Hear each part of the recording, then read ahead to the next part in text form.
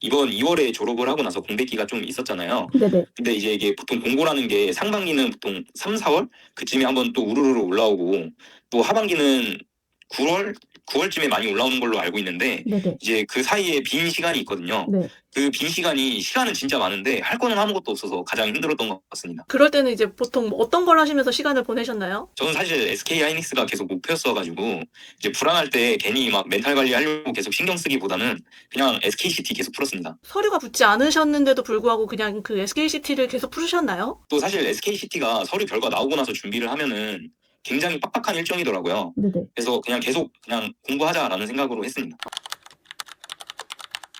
지사트 같은 경우에는 어느 정도 준비를 하셨을까요? 뒷샷은 이제 그 유명한 문제집 파랭이, 하양이, 봉투 모의고사 이렇게 3권을 2회독 하면서 준비를 했었습니다. 그거는 서류 합격 전부터 이미 준비를 하셨던 걸까요? 네, 맞습니다.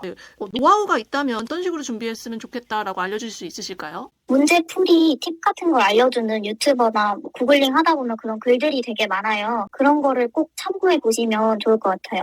왜냐하면 스스로 생각을 못 해내는 방식이 많아요. 그래서 그거를 찾아보면서 습득을 하고 많이 풀면서 체화하는 게 가장 중요한 노하우 중 하나라고 생각합니다. 그럼 그 시중에서 나와 있는 그런 모의고사는 몇 회 정도 풀어보셨을까요?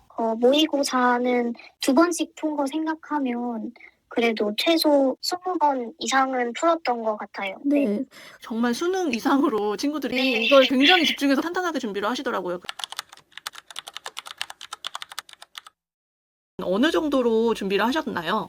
저 같은 경우 서류 합격 전부터 공부를 시작했었는데 총 기간을 생각해보면 3개월 정도 공부했던 것 같습니다. 서류 합격 전에는 문제 유형을 파악하고 전체 흐름을 익히는 정도로 준비를 했고 또 중간중간 문제를 계속 풀면서 실전 감각을 잃지 않을 정도로 준비를 해두었었습니다. 서류 합격 이후에는 시간 관리와 정확도를 중심으로 본격적인 실전 대비를 했었습니다. 근데 그 서류 합격 전부터 준비를 하기가 조금 내가 이게 합격이 될지 안 될지 모르는데 미리 준비를 해도 되나? 이런 생각이 혹시 들지는 않으셨어요?